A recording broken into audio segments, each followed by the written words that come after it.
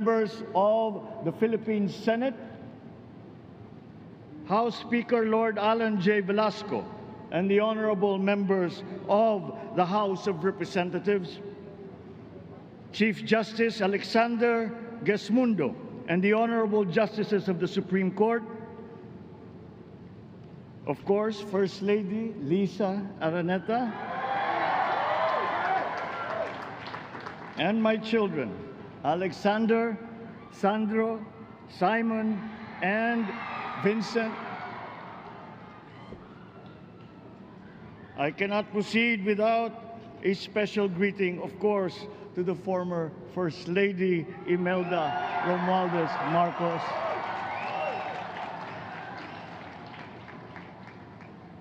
Other distinguished guests, ladies and gentlemen, my friends, ang aking minamahal na mga kababayan, magandang tanghali po sa inyong lahat. This is a historic moment for us all. I feel it deep within me. You, the people, have spoken, and it is resounding. When my call for unity started to resonate with you, it did so because it echoed your yearnings, mirrored your sentiments, and expressed your hopes for family, for country, and for a better future. That is why it reverberated and amplified as it did, to deliver the biggest electoral mandate in the history of Philippine democracy. By your vote, you rejected the politics of division. I offended none of my rivals in this campaign. I listened instead to what they were saying, and I saw little incompatibility with my own ideas about jobs, fair wages, personal safety, and national strength, and ending want in a land of plenty. I believe that if we but focus on the work at hand and the work that will come to hand, we will go very far under my watch. You believe that too. At pinakinggan ko ang tinig ninyo na ang sinisigaw ay pagkakaisa, pagkakaisa, pagkakaisa. We will go farther together than against each other, pushing forward, not pulling each other back, out of fear, out of a misplaced sense of weakness. But we are the furthest from weak. The Filipino diaspora flourishes even in the most inhospitable climes, where they are valued for their quality. The changes we seek will benefit all and will shortchange no one. I was not the instrument of change. You were that. You made it happen. I am now. You picked me to be your servant, to enable changes to benefit all. I fully understand the gravity of the responsibility that you've put on my shoulders. I do not take it lightly, but I am ready for the task. I will need your help. I want to rely on it. But rest assured, I do not predicate success on the wide cooperation that's needed. I will get it done. I once knew a man who saw what little had been achieved since independence in a land of people with the greatest potential for achievement, and yet they were poor. But he got it done, sometimes with the needed support, sometimes without. So will it be with his son. You will get no excuses from me.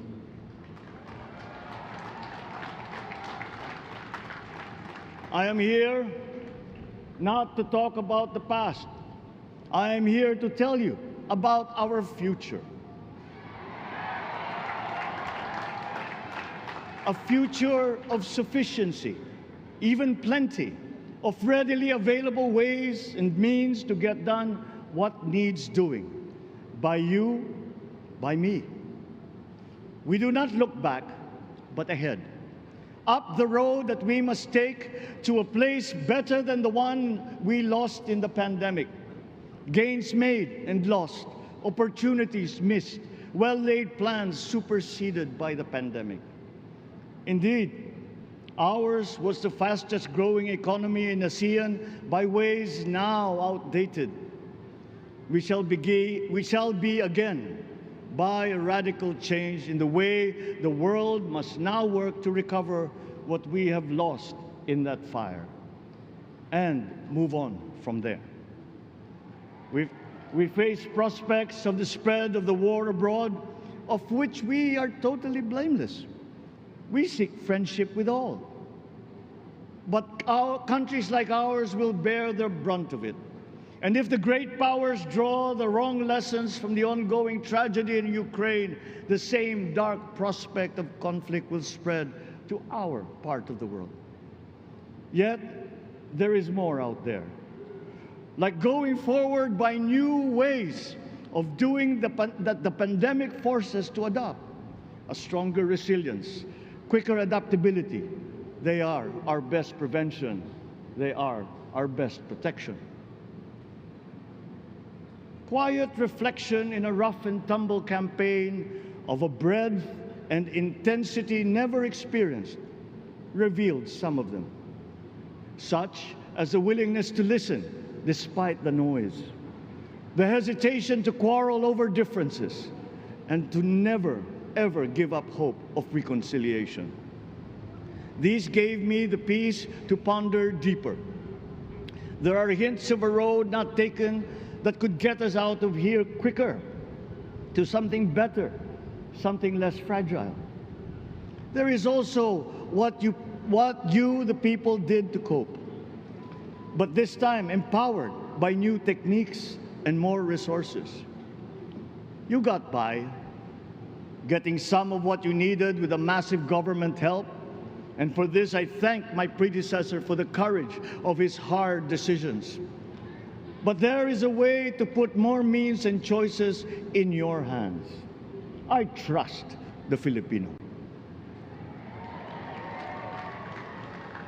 Imagine how much more you'd achieve if government backstops instead of dictating your decisions. Always there to pick you up when you fall, giving what you need to get past a problem.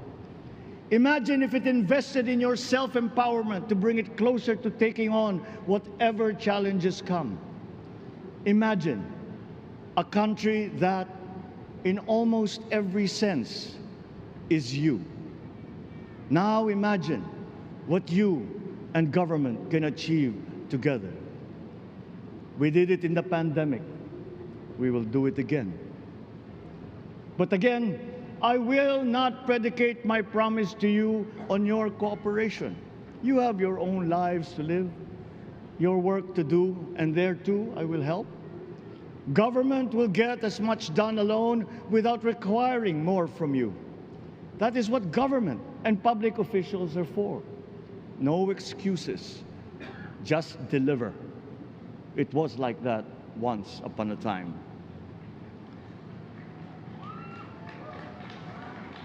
I did not talk much in this campaign. I did not bother to think of rebutting my rivals. Instead, I searched for promising approaches better than the usual solutions. I listened to you. I did not lecture you who has the biggest stake in our success. And the forthcoming State of the Nation will tell you exactly how we shall get this done. In this fresh chapter of our history, I extend my hand to all Filipinos. Come, let us put our shoulders to the wheel and give that wheel a faster turn to repair and to rebuild and to address challenges in new ways, to provide what all Filipinos need, to be all that we can. We are here to repair a house divided, to make it whole, and to stand strong again in the Bayanihan way, expressive of our nature as Filipinos. We shall seek not scorn dialogue, Listen respectfully to contrary views. Be open to suggestions coming from hard thinking and unsparing judgment. But always from us, Filipinos. We can trust no one else when it comes to what is best for us. Past history has often proven that. Solutions from outside divided us. None deepened our understanding. They were always at our expense. Never forget, we are Filipinos. One nation, one republic, indivisible. We resisted and never failed to defeat foreign attempts to break up our country in my father's watch. His strongest critics have conceded that. So let us all be part of the solution that we choose. In that lies the power to get it done. Always be open to differing views, but ever united in our chosen goal. Never hesitating to change it, should it prove wanting. That is how agile, resilient republics are made. Our future we decide today. Yesterday cannot make that decision anymore, nor can tomorrow delay it. The sooner we start, the surer and quicker the prospect of achieving our future. These are troubling times. What's happening to others can happen to us, but it will not. We see what's happening. We are witness to how it is being stopped, and we have seen the glory that crowns struggle against all odds. Giving up is not an option.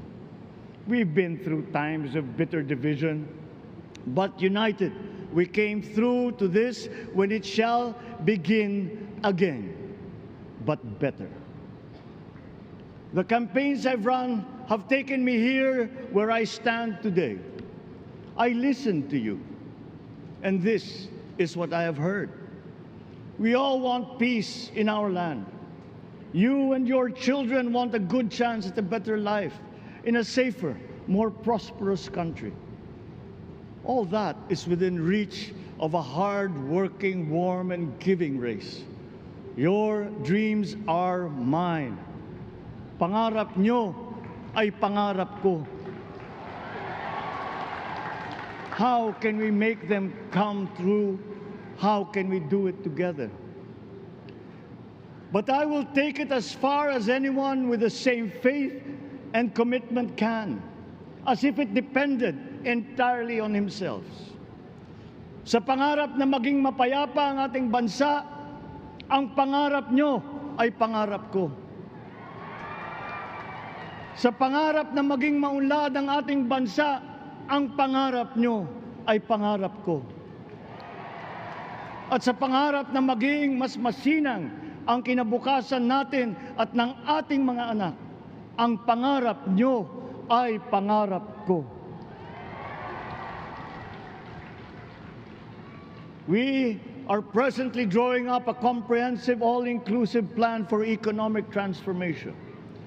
We will build back better by doing things in the light of the experiences that we have had, both good and bad. It doesn't matter. No looking back in anger or nostalgia. In the road ahead, the immediate months will be rough, but I will walk that road with you. The pandemic ravaged bigger economies than ours. The virus is not the only thing to blame. What had been well built was torn down.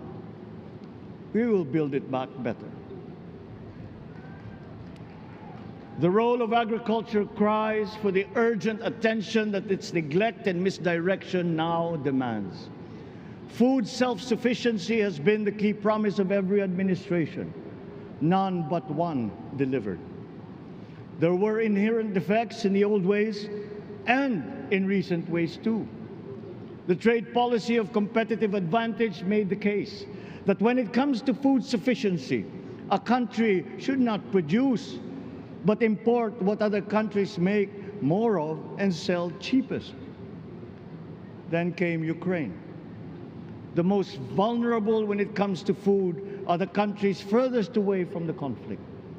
those bearing no blame for provoking it. Yet they face the biggest risk of starvation. If financial aid is poured into them, though it never is, there is nothing to buy. Food is not just a trade commodity. Without it, people weaken and die. Societies come apart. It is more than a livelihood. It is an existential imperative and a moral one. An agriculture damaged and diminished by unfair competition will have a harder time, or will have no prospects at all of recovering. Food sufficiency must get the preferential treatment the richest free trade countries always gave their agricultural sectors. Their policy boils down to don't do as we do. Do what we tell you to. I am giving that policy the most serious thought if it doesn't change or make more allowances for emergencies with long-term effects. There is a parallel problem in our energy supply. Sufficient fossil fuel-free technology for whole economies has yet to be invented. And it is not seriously tried by rich countries. Again, consider the response of the richest countries to the war in Ukraine. But surely, a free world awash with oil can assure supplies. Or we will find a way. We are not far from oil and gas reserves that have already been developed. What we teach in our schools, the materials used must be rethought. I am not talking about history.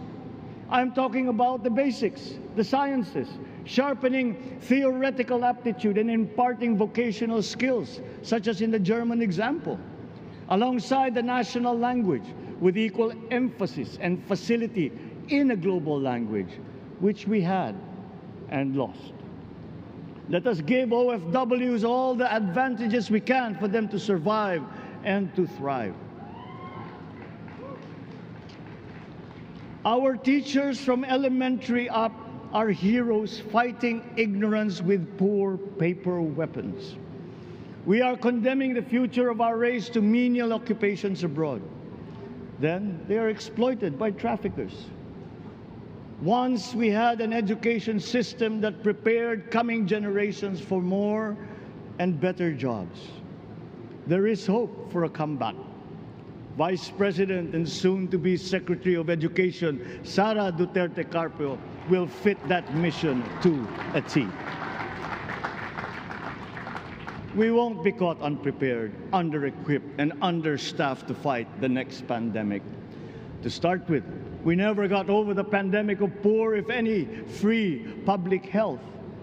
The last major upgrade of a public health system, exemplified by the resources poured into PGH, predates the current shambles by 3 generations. Our nurses are the best in the world. They acquitted themselves with the highest distinction abroad, having suffered even the highest casualties.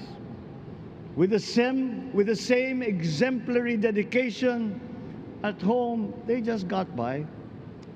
They are out there because we cannot pay them for the same risk and workload that we have back here. There will be changes starting tomorrow. I am confident because I have an OPLE in my cabinet. There were shortcomings in the COVID response. We will fix them out in the open. No more secrets in public health. Remember, I speak from experience. I was among the first to get COVID. It was not a walk in the park. My father built more and better roads, produced more rice than all administrations before his. President Rodrigo Roa Duterte built more and better than all the administrations succeeding my father's. Much has been built, and so well, that the economic dogma of dispersing industry to develop the least likely places has been upturned. Development was brought to them. Investors are now setting up industries along the promising routes built. And yet, the potential of this country is not exhausted. Following these giant steps, we will continue to build. I will complete on schedule the projects that have been started. I'm not interested in taking credit. I want to build on success that's already happening. We will be presenting the public with a comprehensive infrastructure plan. 6 years could be just about enough time. No part of our country will be neglected. Progress will be made wherever there are Filipinos, so no investment is wasted. The recovery of Philippine tourism, with its emphasis on accessing nature's beauty, I am sure will exceed expectations. And bigger is not always better, but there's something to be said for economies of scale. And yet the country invites investments in fast-rising industries with quick returns and inflicts irreparable damage for future generations. We have yet to see large-scale practical solutions to pollution, though some are beginning to emerge. But there are tried and proven new ways of mitigation. Blades have been turning over the sand dunes of Ilocos Norte, harnessing a power all around but unseen long before this day. I built them. The rich world talks a great deal but does a lot less about it than those with much less, but who suffer more death and destruction from climate change and lack of adaptation. We will look to our partners and friends to help the Philippines, who, despite having a very small carbon footprint, is at the highest risk. First, spare victims, then help them recover, and move on to lessen the harmful impact of climate change. We too have our part to play. We are the third biggest plastics polluter in the world, but we won't shirk from that responsibility. We will clean up. You will not be disappointed, so do not be afraid. With every difficult decision that I must make, I will keep foremost in my heart and in my mind the debt of gratitude I owe you for the honor and responsibility that you have conferred on me. Whatever is in a person to make changes for the better of others, I lay before you now in my commitment. I will try to spare you. You have your other responsibilities to carry. But I will not spare myself from shedding the last bead of sweat or giving the last ounce of courage and sacrifice. And if you ask me why I am so confident of the future, I will answer you simply that I have 110 million reasons to start with. Such is my faith in the Filipino.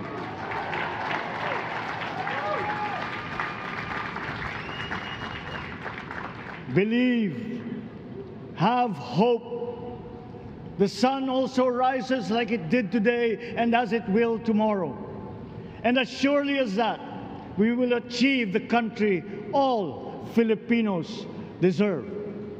God bless the Philippines. God bless our work. Maraming salamat po sa inyong lahat.